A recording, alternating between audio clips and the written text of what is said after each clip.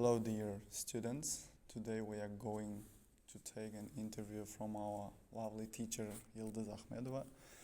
And so we appreciate that you agreed to give an interview. So thank you very much. And our first question is, can you tell us about your professional life, maybe about your professional experience, maybe previous workplaces, and etc. Okay, nice to meet you all here today. And let me start with the introduction. I have been teaching here for 13 years. I graduated this university, my bachelor degree. And I started in our old building, if you know. And then we came here. So I can say that it's a huge baggage of the experience teaching students and teaching students of different faculties also. The second question, what is a teacher's role in our society? How do you think teacher's role? Teacher's role in the society. So as we can say that our society was and now is a bit teacher-centered. Yeah, we can say that teacher's role is big nowadays, as it was. But we're trying to move to be more student-centered one as a university. But even if we try to move to student-centered approaches and methods, we see that teachers' role is efficient and important. So because students see their teachers like navigators nowadays, they try to imitate their teachers. They try to think like their teachers think, actually. Related to the answer, I want to ask about the opinion. Can artificial intelligence replace the teacher's role in the future? How do you think? Artificial intelligence? Well, I can say somehow yes, but not totally. It cannot totally substitute teachers. Third question is, what are the core skills and qualities that students look for in teachers? How do you think? Core skills. Well, as I mentioned before, yes, we teach our students some methods, approaches, ways how to do things better or in the best way. But the thing that I have noticed from my experience, I can say that students, they try to learn and they try to think as their teacher think. The fourth question, can you describe your worst teaching day and what did you learn from that experience? If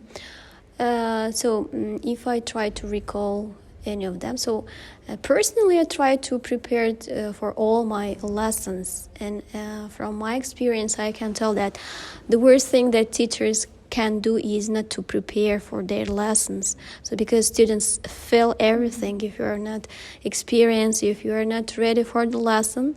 As for me, this was some couple of lessons, I can say. When I had 29 lessons per week, it was difficult to prepare for every lesson, every single lesson. So I could have that feeling like I was not prepared. Here is the situational question. So your students, just imagine, your students are always late for your classes and doesn't have any desire to study your subject. And what would you do to address this issue? How can you engage them to study actively on this? So the issue is that they are coming late. Coming late and they doesn't show any desire to subject. So if they come late, it might be this way, like teachers might come late or a teacher might come late to the lesson. So, or that student or students do not have motivation. They are not enough motivated to study that lesson. Or it can be this way, like a teacher should change his or her methods of teaching a significant subject. Like if it is general English, so it must be colorful. Like the methods and approaches must be different. Okay, and if it is about coming late, so it can be done something like. Punishment? No? No. Punishment will not work with students. So it can work for several days maybe, but and then it can continue. So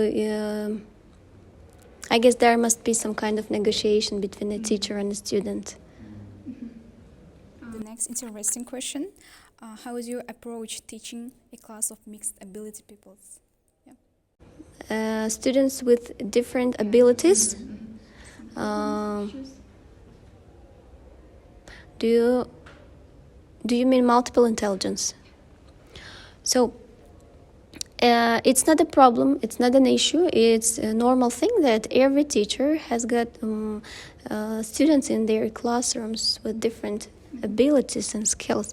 So we need to take into consideration their skills and verify our methodology, our ways to teach. Like we cannot always read, we cannot always study grammar, we should dance sometimes, we should sing songs, for instance, we should make speeches, debates and all that stuff. The week, warm up as a lesson. Okay.